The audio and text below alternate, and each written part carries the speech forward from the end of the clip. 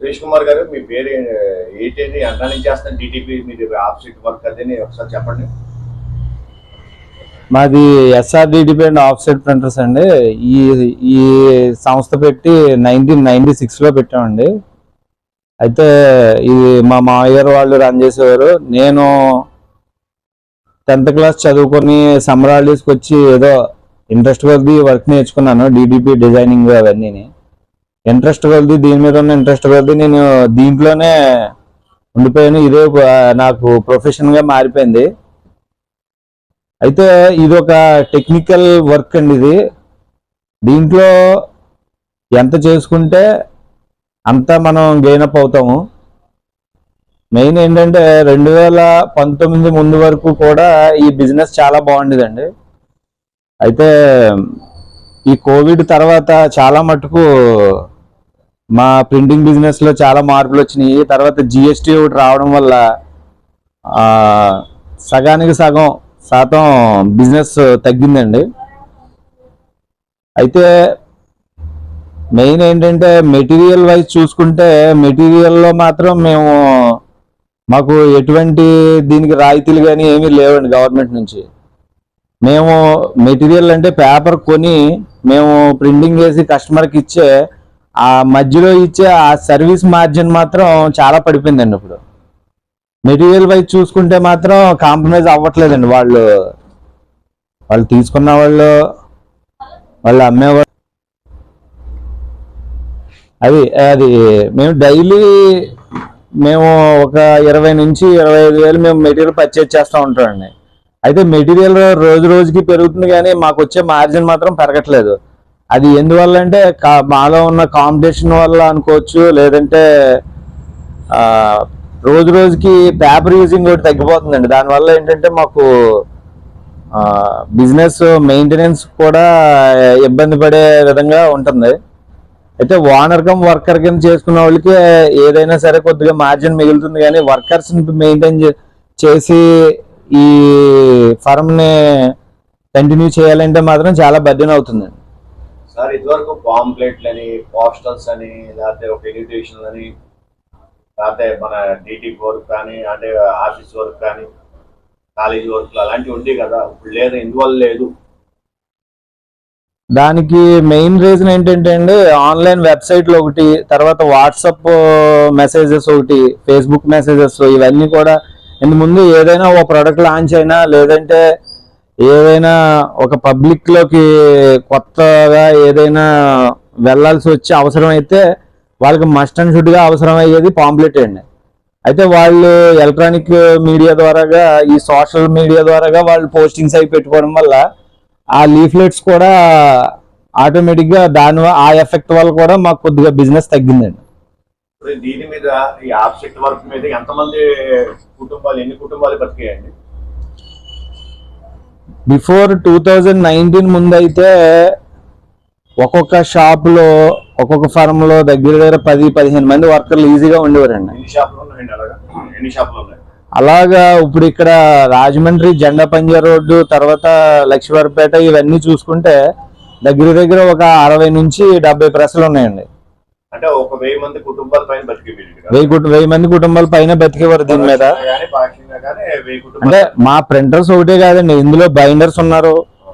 అందరూ కలిపి దగ్గర 1000 కుటుంబాలు బతికేవారు.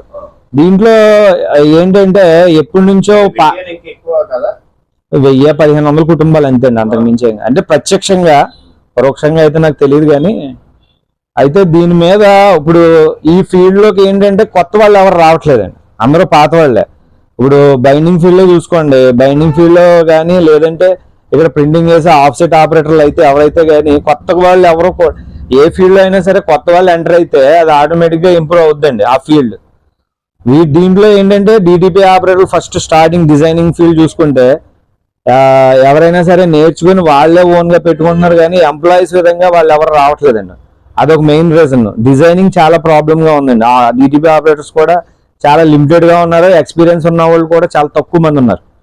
ఇప్పుడు నేనే ఉన్నానంటే as a cum owner and వర్కర్ని కాబట్టి నేను ఈ ఫర్మ్ రన్ చేయగలుగుతున్నాను.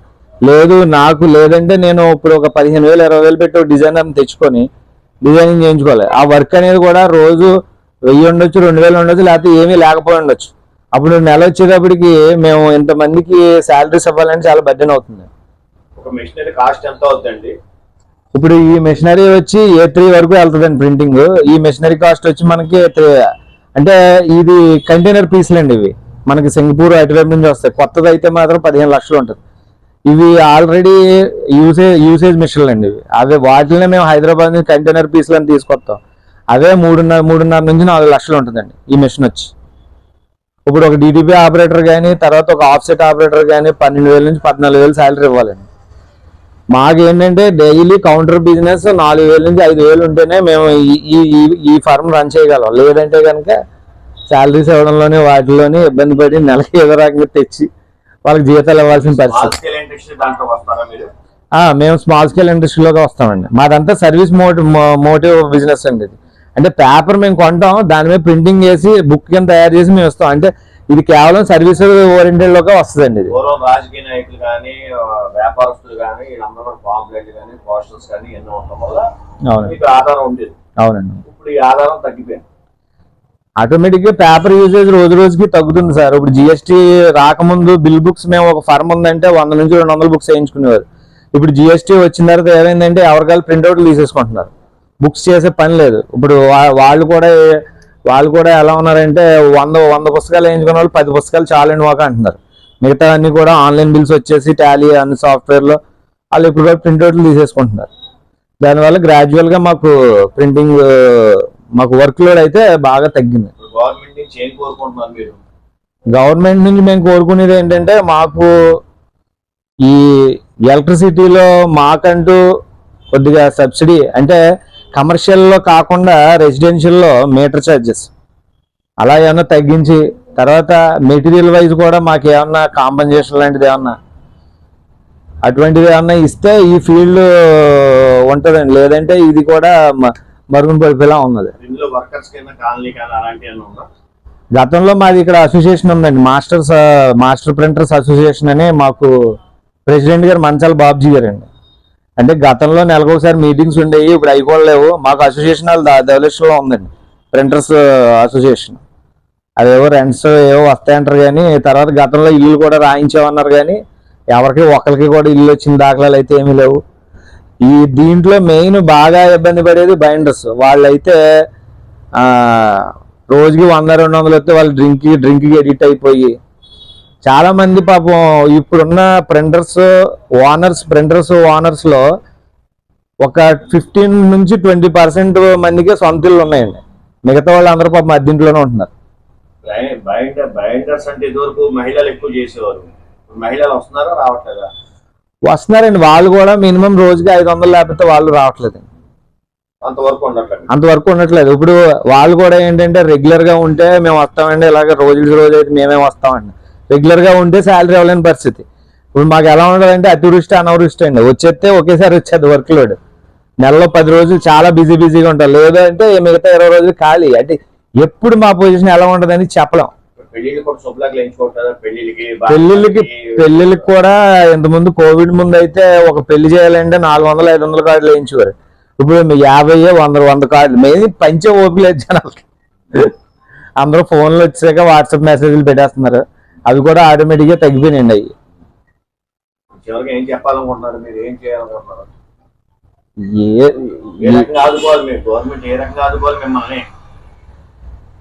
మెయిన్ అదే సార్. మాకు ఎలా అంటే అండి, మాకు మెయిన్ ఇన్ఫ్రాస్ట్రక్చర్ లో మాకు ఏమైనా సబ్సిడీ లాంటివి ఏమైనా ఇస్తే మేము ముందుకు వెళ్ళగలుగుతాం. అంటే ఇప్పుడు కరెంట్ బిల్ ఉందండి మాకు, ఎవ్రీ మంత్ 3,000-4,000 వస్తుంది. అది కమర్షియల్లోకి వెళ్ళిపోయింది కాబట్టి. అదే రెసిడెన్షియల్లో అనుకోండి, అదే కరెంట్ బిల్ 1,500 వస్తుంది. ఈ స్మాల్ స్కేల్ ఇండస్ట్రీ కాబట్టి ఆ రకమైన సబ్సిడీలు అలాంటివి మాకు ఏమన్నా ఇస్తే మేము ముందుకెళ్ళి మా ద్వారాగా మేము చాలా మందికి ఎంప్లాయ్మెంట్ ఇస్తాం. మేము ఇప్పుడు ఆ స్థాయిలో మేము ముందుకు వెళ్ళాలి అంటే కనుక మాకు గవర్నమెంట్ వైపు నుంచి ఈ రకమైన సపోర్ట్ ఉంటే మేము ముందుకు వెళ్ళగలుగుతాం.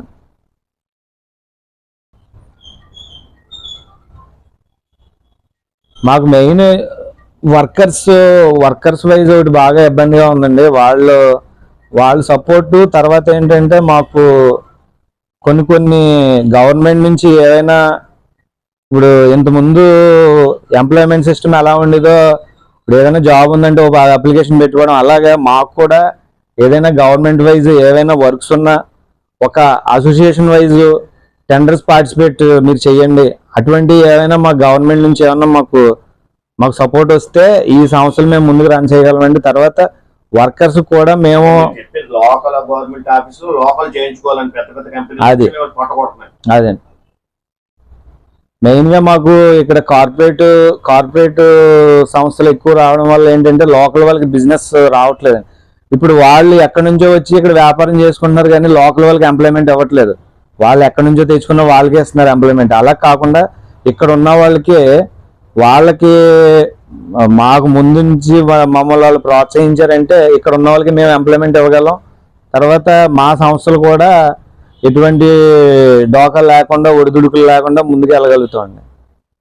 కాబట్టి ఏదైనా సరే లోకల్ వాళ్ళకి ప్రిఫరెన్స్ ఇస్తే ఇప్పుడు మేము ఉన్నాం. ఇప్పుడు మున్సిపల్ ఆఫీసులు ఉన్నాయి, గవర్నమెంట్ ఆఫీసులు ఉన్నాయి, కాలేజీలు ఉన్నాయి, యూనివర్సిటీలు ఉన్నాయి. ఇవన్నీ కూడా మీకు పట్ల పై నుంచి వచ్చిన వాళ్ళకి ఇస్తున్నారు. ఇప్పుడు మేము ఇప్పుడు మాకు వచ్చే ప్రతి ఆదాయంలో ప్రతి రూపాయి కూడా ఇక్కడ లోకల్లోనే ఖర్చు పెడతాం. ఉదయం లెగిస్తే మేము గ్రాసరీ దగ్గర నుంచి బట్టల వరకు ఏదైనా సరే ఇక్కడే ఖర్చు పెడతాం. అది లోకల్ వాళ్ళకి మేము బిజినెస్ ఇస్తున్నాం కాబట్టి అలాగే లోకల్ వాళ్ళు కూడా మాకు బిజినెస్ ఇచ్చే విధంగా గవర్నమెంట్ ప్రోత్సహిస్తే ఈ ఆర్గనైజేషన్స్, ఈ స్మాల్ స్కేల్ ఇండస్ట్రీస్ అన్ని కూడా ముందుకు వెళ్ళగలిగితే చాలా మందికి ఎంప్లాయ్మెంట్ ఇవ్వగలుగుతారు. లేదంటే కనుక చాలా మంది కుటుంబాలు ఇప్పటికే పాపం ఆర్థికంగా డైలీ ఫైనాన్సులు తీసుకొని చాలా మంది కుటుంబాలు రోడ్డున పడిపోయినాయి. కాబట్టి గవర్నమెంట్ ఆలోచించి తగిన నిర్ణయం తీసుకొని త్వరగా ఈ నిర్ణయం తీసుకొని మమ్మల్ని ఆదుకుంటారని మనం చేస్తాం.